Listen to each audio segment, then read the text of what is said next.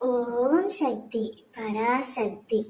என் அன்பு தங்கமே, அன்பு பாசம் என நம்பி ஏமாந்து நிற்கும் உன்னிடம் பேசவே இப்பொழுது உன் அம்மா நான் வந்துள்ளேன்.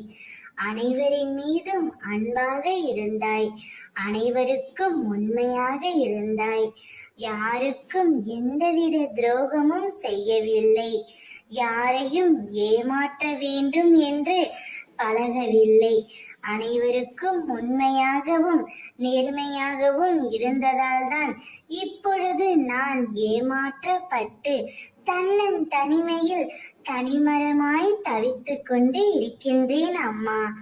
ஆறுதல் கூறவும் ஆளில்லை, தோள் சாய்ந்து அளவும் ஆளில்லை என்ற ஏக்கத்தோடு இருக்கின்றாயே செல்வமே. உன்னிடம் அம்மா நான் பேச வேண்டும். நீ யாரிடம் வேண்டுமானாலும் அன்பு செலுத்தலாம், அதில் எந்த தவறும் இல்லை. ஆனால் அளவு கடந்த அன்பு உனக்கு ஏமாற்றத்தையும் கண்ணீரையும் மட்டுமே பரிசாக கொடுக்கும் என்று நான் பலமுறை கூறிவிட்டேன். ஆனால் இன்று வரை நீ கேட்கவே இல்லை.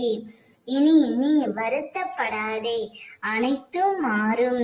நீ விரும்பிய வாழ்க்கை, நீ விரும்பிய பணி, நிரந்தரமான வருமானம் தந்து உன்னை துயரங்களிலிருந்து விடுவித்து உன்னை உயர்த்த நான் நன்மையை மட்டுமே உனக்கு அளிக்கப் போகின்றேன்.